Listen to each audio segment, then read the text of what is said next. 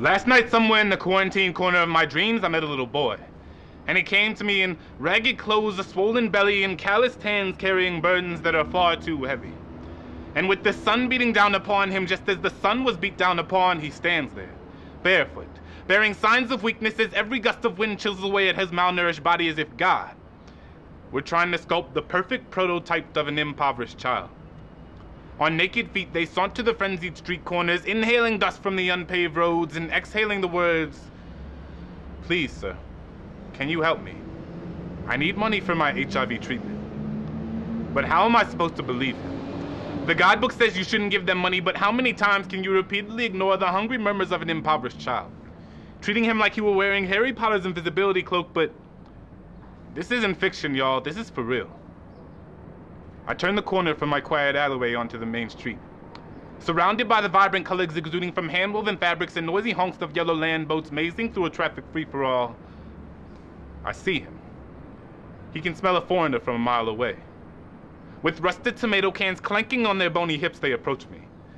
On my iPod, the Fresh Prince is singing about summertime, but me, I've never felt colder as I try to ignore this young boy's fingers tiptoe up my shoulder, and at this point I can barely breathe. I'm being lynched by guilt because I'm cursing the cold stone with which my heart must have been built. Tell me, how can I look into the mirror and be proud of the man I see when I can barely look into the eyes of a child who merely wants help from me?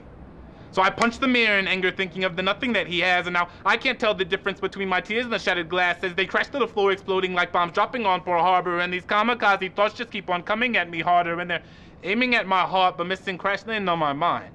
Metaphorically meaning this is something that I think of all the time because I don't know how many more times I can walk past him and pretend like he's not there.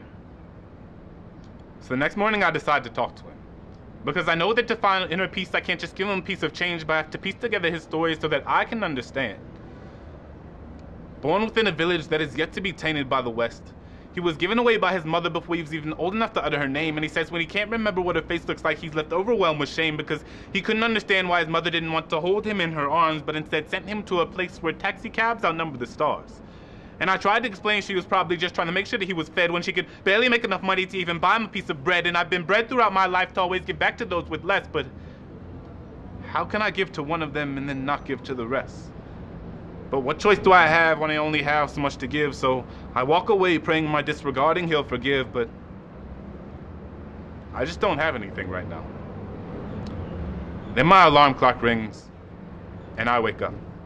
I try to press snooze so that I can go back and find this little boy, but now he's gone. So I walk over to my TV and turn on CNN and try to CNN in sight, but instead, I feel helpless. But instead of looking beyond this, I try to be honest with myself and ask if I'm doing all I can to help. So I make a donation to Red Cross and cross my heart praying that it reaches some child who needs it because I feel guilty having grown up so unappreciative of the incredible things I've had. Even as I sit here writing this poem in my 8:30 a.m. class, I know that if he were in my shoes, he'd be paying attention. But I want him to know that I am paying attention to him and that I can't help the life I've been given, but I want him to know I'll spend it living trying to make his better. So I close my eyes, fall back into that quarantine corner of my dreams, give him a piece of change, and continue on my way, praying that one day I can bring real change to him.